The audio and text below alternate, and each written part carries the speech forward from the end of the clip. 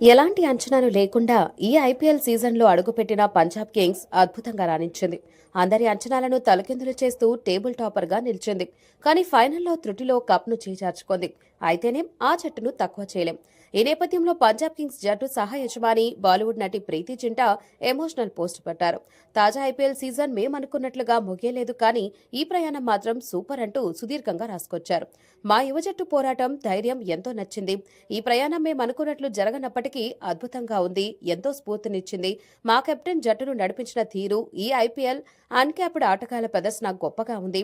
ఈ ఏడాది కూడా ఎంతో ప్రత్యేకం. గాయాలు, ఇతర కారణాలతో కీలక ఆటగాళ్లను కోల్పోయాం. టోర్నమెంట్లో విరామం, స్వరాష్ట్రంలో జరగాల్సిన మ్యాచ్లు ఇతర రాష్ట్రాలకు మారడం వంటి పరిస్థితుల్లో కూడా రికార్డులు బద్దలు కొట్టాం.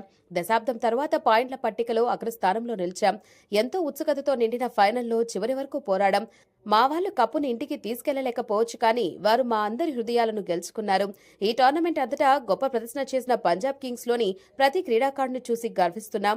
ఈ సందర్భంగా మా బృందంలోని ప్రతి ఒక్కరికి ధన్యవాదాలు తెలియజేస్తున్నా అని ఇన్స్టా పోస్ట్ లో పేర్కొన్నారు. దీనిపై నెటిజన్లు స్పందించారు. ఈ పోస్ట్ చూస్తుంటే కళ్లలో నీళ్లు తిరుగుతున్నాయని, 2026 కోసం వేచి చూస్తున్నామంటూ కామెంట్లు పెడుతున్నారు. 18 ఏళ్ల నిరీక్షణకు తెరదించుతూ ఐపీఎల్ తొలి టైటిల్ను రాయల్ ఛాలెంజర్స్ బెంగళూరు ముద్దాడిన విషయం తెలుస్తుంది.